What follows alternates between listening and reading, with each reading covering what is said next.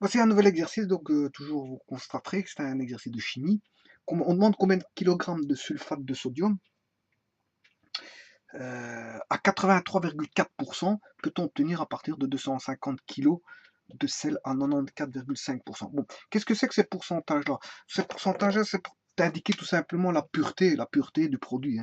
Vous comprendrez que tous les produits ne sont pas forcément purs à 100%. Ici, il est estimé à 83,4%. Le sulfate de sodium est considéré dans ce cadre de cet exercice-ci à 83,4% de pureté du produit, sulfate de sodium. Bon, à partir de... Donc, on va préparer du sulfate de sodium. Sulfate de sodium. Donc, du sulfate de sodium, il va être préparé. À partir de quoi? À partir de sel. À partir de 250 grammes de sel, qui lui non plus ne sera pas, je veux dire, comment est-ce qu'on appelle ça? Pur. Voilà. Les deux produits ne sont pas purs. L'un est pur à 83,4% et l'autre est pur à 94,5%. Autant dire que le sel est plus pur que le sulfate de sodium. Bon, quand il parle de sel, c'est le sel de cuisine. Voilà. Puisque le sulfate de sodium est aussi un sel. C'est un sel ternaire. Ça fait partie de la fonction des sels. Mais si quand il dit sel, ça signifie le sel de cuisine. Voilà, le sel de cuisine. Bon, donc c'est-à-dire que, en d'autres termes, si on s'exprime correctement, c'est-à-dire que la formule chimique, c'est du NaCl. Du NaCl va donner, bien sûr, du sulfate de sodium, qui est un sel ternaire, sulfate Na, SO4. Bon, SO4, il a deux bras, puisque c'est SO4-, qui est égal, bien sûr, à SO4, 2-. Voilà, il a deux bras. Mais le sodium, il est Na+. Voilà, comme Cl est moins. Un bras de valence pour le chlore, un bras de valence pour le sodium. Donc, ce qui veut dire qu'il me faudra deux sodiums pour venir avec du sulfate, pour former la molécule du sulfate de sodium. Il faudra deux sodiums, puisque en fait le sulfate a deux bras de valence et le sodium 1. Donc on s'est fixé sur le sulfate de sodium. En d'autres termes, si je dessine ceci, le sulfate a deux bras, on peut accrocher, comme le sodium a un bras, je peux en accrocher deux sur du sulfate. Voilà, donc ce qui fait du Na2SO4. Ouais, mais il faut trouver cette réaction-là. Bon, ici, on a du sodium. Voilà. Mais j'ai pas de chlore. Ici, je n'ai pas de chlore. Ça veut dire que va intervenir du chlore ici. Voilà, du chlore. Bon. Alors, on a du sulfate. SO4. Voilà. Donc, ce qui veut dire que si je mets un acide ici, un acide qui est l'acide sulfurique, H2SO4, qui va réagir avec du NaCl, mais vous comprendrez qu'on aura la fameuse molécule qui a été trouvée il y a très longtemps par, par les Arabes, donc de l'acide chlorhydrique. Donc on aura du HCl. Voilà. Voilà, une molécule qui a été trouvée il y a très très longtemps. Donc si je mets de l'acide sulfurique avec du chlorure de sodium, on va obtenir de l'acide chlorhydrique. Voilà. Donc ici, on a, si vous voulez, un sel de cuisine qui est la fonction sel binaire. C'est un sel binaire en tant que fonction, mais c'est deux sels de cuisine, qui est du chlorure de sodium. Donc on a une fonction sel avec un acide ici, qui est l'acide sulfurique, mais ça va me donner un sel. Là, on a un sel binaire. On aura un sel ternaire avec un acide, plus un acide. Ici, on a un acide ternaire. On aura un sel ternaire et un acide binaire. Voilà la réaction si je regarde en tant que fonction. Donc, on a un sel binaire plus un acide ternaire va donner un sel ternaire avec qui va se décomposer en sel ternaire et en acide binaire. Donc, l'acide ternaire va devenir un acide binaire. Voilà. Et le sel va se transformer en un sel ternaire. Voilà. C'est un peu normal parce qu'ici, on a une composition SO4 qui va venir se fixer directement avec le sodium. Voilà. Le Cl va se fixer avec l'hydrogène. Voilà, donc fatalement, le SO4 et le Na vont donner un sel ternaire d'office. Voilà, il y a une décomposition de l'acide ternaire qui va donner, on va dire, son complexe SO4 au sodium pour former un sel ternaire. Et il va rester plus qu'un acide binaire. De l'acide ternaire, comme il a perdu son complexe SO4, mais il va devenir de l'acide chlorhydrique, qui est un acide binaire. Donc le sel binaire devient un sel ternaire, et l'acide ternaire devient un acide binaire. Bon, maintenant on va partir sur nos calculs. On va faire cette formation de calcul, mais pour ça, il faut répondre à la question. Donc, c'est-à-dire, on va équilibrer tout d'abord la réaction. J'ai 2 hydrogènes ici, si j'en mets 2 là, on est juste. Un SO4. Je dois avoir 2 sodium, je n'ai pas de sodium. Si je mettais 2 sodium ici, à ce moment j'ai 2 chlore. J'ai bien 2 chlore ici. J'ai bien 2 hydrogènes, 2 sodium. Mais le SO4, il m'en faudrait 2. Si je mets 2 SO4, 2 SO4, à ce moment-là, j'ai 4 sodium, 4 sodium, 4 chlore et 4 hydrogènes. Voilà, la réaction est équilibrée. Maintenant,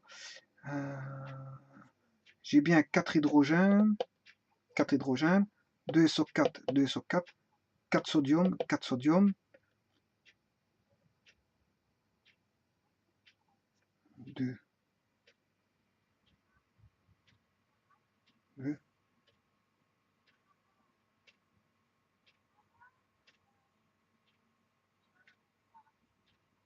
Si je divise tout par 2, ce qui ferait 2, 1, 1, 2.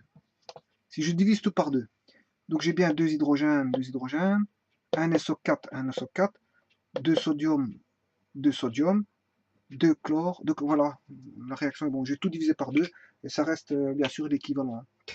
Bon, alors voyons voir. Ce qui nous intéresse, combien de kilogrammes de sulfate de sodium, donc c'est le produit là qui m'intéresse, formé, peut-on obtenir à partir de 150 kg de sel. Bon, donc c'est ces deux molécules là qui m'intéressent. Le restant, l'acide chlorhydrique, on ne pose pas de questions sur ce qui va être formé sur l'acide chlorhydrique et on ne pose pas de questions quelle est la quantité de H2SO4 qu'il me faut. Donc c'est juste quelle est la quantité de Na2SO4 à partir de NaCl. Voilà, voilà. Alors, 2 moles de NaCl, en gros, ces 2 moles de NaCl vont réagir pour donner 1 mole de Na2SO4. Bon. Alors,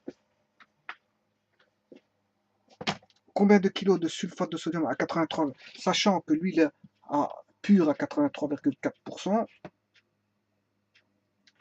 Et ici, on met 250 kilos, voilà, de sel pur à 94,5%. Voilà. Bon, comment il faut traiter ce problème-là?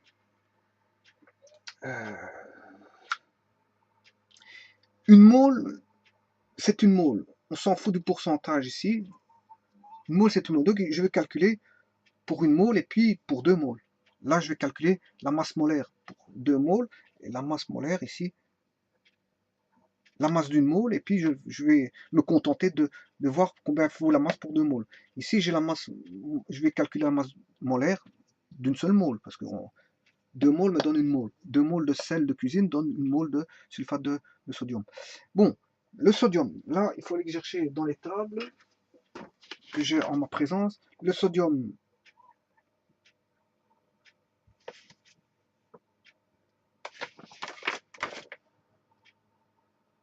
c'est 23. La masse du sodium égale à 23. Bon, la masse du chlore.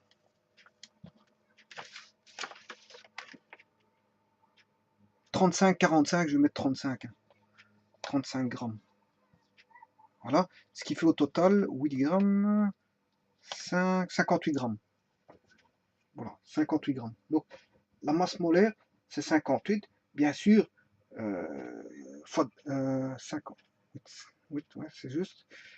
Donc, ça, c'est 58 grammes, mais c'est pour une mole.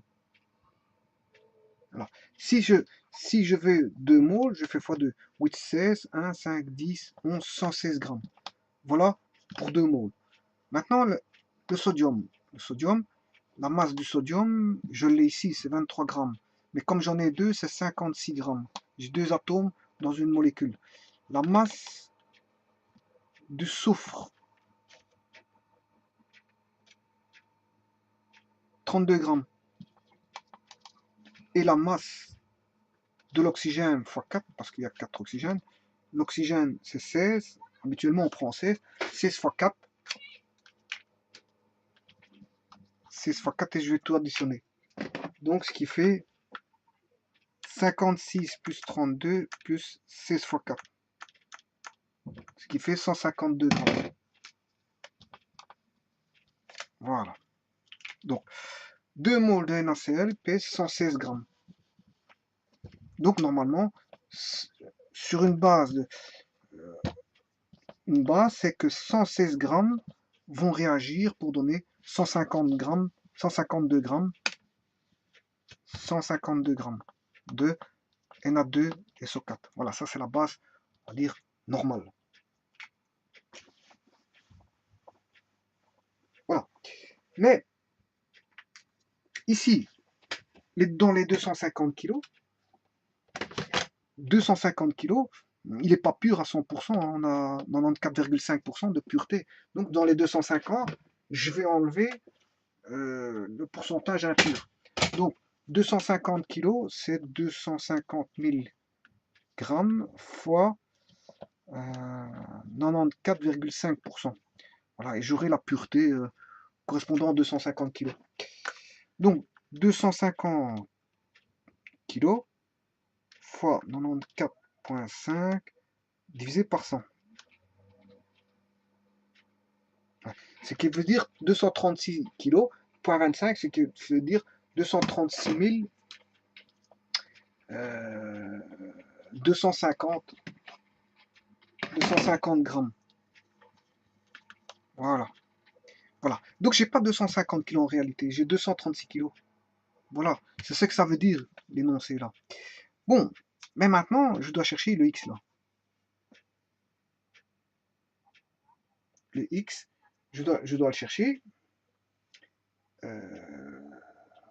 Et bien sûr, ce X, il n'est pas pur non plus. Il est pur qu'à 83,4%. Il est pur qu'à 83,4%. Donc, je vais trouver la quantité, hein, et puis je ferai fois 83. Donc, ça, c'est la quantité, si vous voulez, c'est la quantité réelle. Quantité réelle de NaCl. Donc, je vais trouver la quantité réelle de Na2SO4, si vous voulez. Voilà, en quantité réelle. Mais après, il faut faire sur base de l'impureté. Hein, voilà. Quantité réelle de pure, la quantité réelle pure, si vous voulez, la quantité réelle pure, d'une quantité réelle pure de NaCl, il y aura une quantité réelle pure de Na2SO4 et il faudra enlever le pourcentage d'impureté, tout simplement, c'est juste ça. Bon, la quantité réelle pure, c'est X, et on fait les calculs comme on a toujours fait, X divisé par 152 est égal à 236 250 divisé par 116, voilà, et je fais fois 152 fois 152 pour avoir X. Bon, on calcule ça, fois 1000, voilà, fois 152, divisé par 116, voilà, ce qui fait 309 568. Voilà, donc X vaut 309 568, ouais, je crois que c'est ça. On va voir. Ouais. Et là, il est pur à combien de pourcents? Ça, c'est voilà, la quantité réelle, normalement. Et ce produit-là est pur qu'à 83,4%. Donc je vais multiplier par son degré d'impureté fois 83,4 divisé par 100. Et là, je vais avoir la quantité fois 83,4 divisé par 100.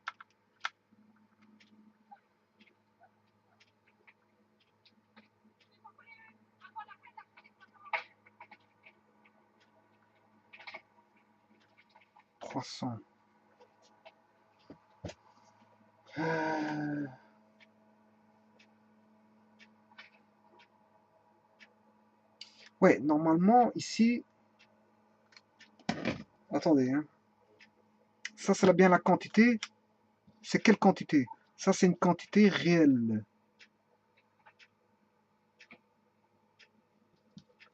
Pure. Ici, on avait une quantité réelle pure. Voilà. On a une quantité réelle. Normalement, il faut faire fois 100 divisé par 83,4. Normalement, je vais regarder. 309 568 fois 100.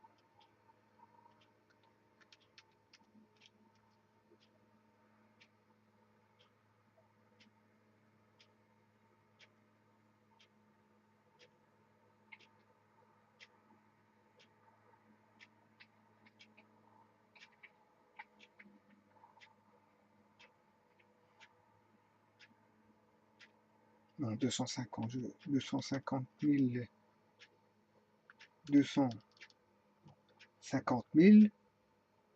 fois 4,5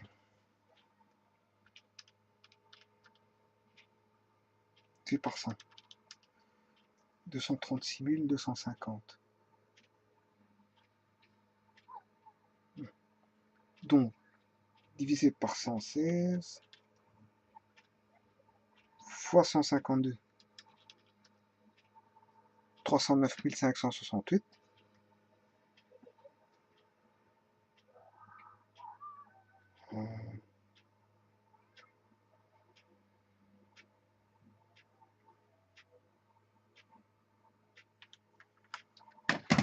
Et Na2 et SO4, ça fait. Est-ce que ça fait bien 152? Le sodium, je vais regarder si la masse de Na2 et SO4 fait bien ça. Le sodium.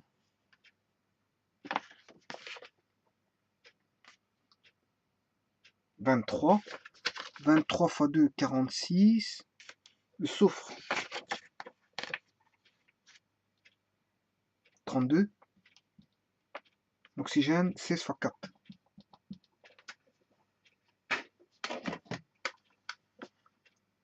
46 plus 32 plus 16 fois 4. Ouais, j'ai 142 ici, hein, pas 152. Il me semblait qu'il y avait un problème à ce niveau-là. 142. Bon, alors là, ça veut dire que c'est plus bon. Je fais de nouveau 236 250 divisé par 116 fois 142. Voilà, 289 202, ben, je laisse tomber les virgules, fois quantité réelle, on va dire pure, fois le pourcentage qui est de, on l'a dit, 83,4. Donc, je vais multiplier par 83,4 divisé par 100.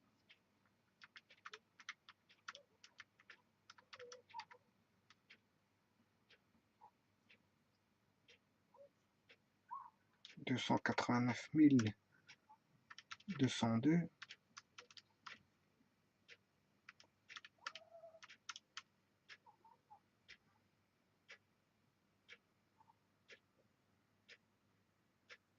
Voilà, comme j'avais dit, c'est fois 100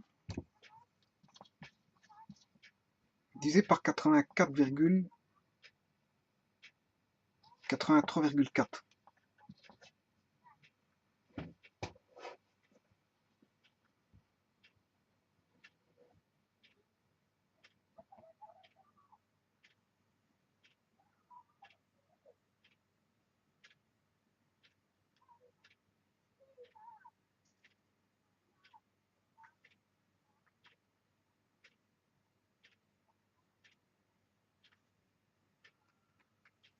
Voilà, c'est ça, c'est ça. Donc, 289 000, 289 000, 202,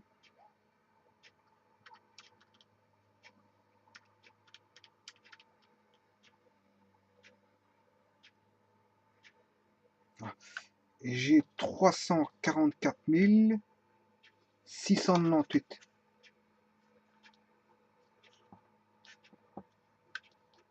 Voilà, grammes. Ce qui fait 344,7 kg. Ou 344, 345 kg, hein, on va dire 345 kg. Voilà.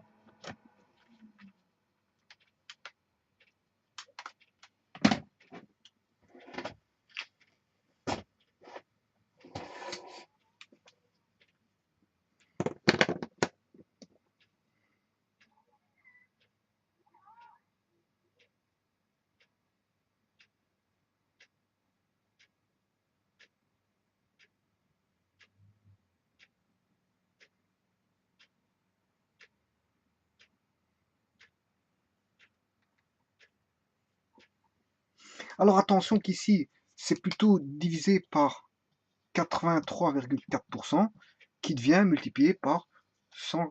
Voilà, là il faut diviser. Autant là, il faut multiplier par le pourcentage, parce qu'on a une quantité de 250 kg, pur, 250 kg, enfin pardon, je m'excuse, 250 kg, il est impur, mais pour avoir la pureté, ben, je multiplie. Voilà. Voilà. Et ça va me donner quelque chose d'impur. Voilà. Là, ici, il est pur. Hein, parce que, voilà, pour expliquer ça comme ça, je vais expliquer ça comme ça.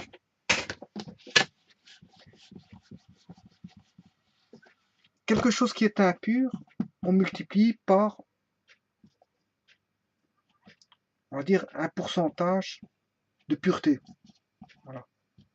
Impur, j'ai le pourcentage de pureté, et je vais obtenir de quelque chose de pur. Maintenant, si j'ai quelque chose de pur, pour avoir son impureté,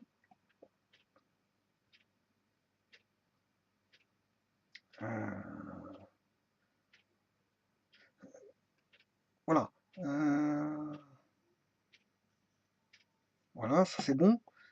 Mais maintenant, si j'ai quelque chose de pur et que je divise par le pourcentage de pureté, j'ai son impureté. Voilà, c'est ça, un petit peu, c'est un petit peu ça en fait. Donc, j'avais 250 kg de NaCl impur. Je multiplie par le coefficient en pourcentage pour avoir sa pureté. Et sa pureté, elle est là. Voilà, ça c'est 236 kg, on va dire, de pureté en NaCl. Voilà. Maintenant, le pur va me donner, on va dire, le pur va me donner quelque chose de pur. Voilà, le pur va me donner quelque chose de pur. D'après les équations de base ici, le pur va me donner quelque chose de pur. Or, moi, je vais rechercher ce que je vais mettre en total. Voilà, en totalité d'impureté. En impureté, on devra mettre 344 kg parce que 289 kg, c'est voilà, c'est la pureté qu'il faudra mettre. Donc le produit, s'il a 83,4% d'impureté, ouais, je devrais mettre, voilà, P divisé par P pour avoir l'impureté. la pureté divisé par le pourcentage de pureté va me donner l'impureté. Et donc, ce que je vais rechercher, 344, là, c'est le produit avec toute son impureté ici. Voilà. J'ai 344 kilos qui comprendront dans ces 344 kilos, dans ces 344 kilos, il y aura 84% de pureté, c'est-à-dire 289 kilos de pureté et le restant d'impureté. C'est ce que ça veut dire. Voilà. C'est pour ça que j'ai fait x 100 divisé par 83,4. Donc, quand on a une impureté, pour avoir la pureté, il faut multiplier par un pourcentage de pureté. Mais si j'ai la pureté, pour avoir son impureté, ben je divise par un pourcentage de pureté. Voilà, c'est ce que j'ai fait ici. Si je divise par 83,4%, je fais x 100 sur 83,4, tout simplement. Voilà, je vous remercie.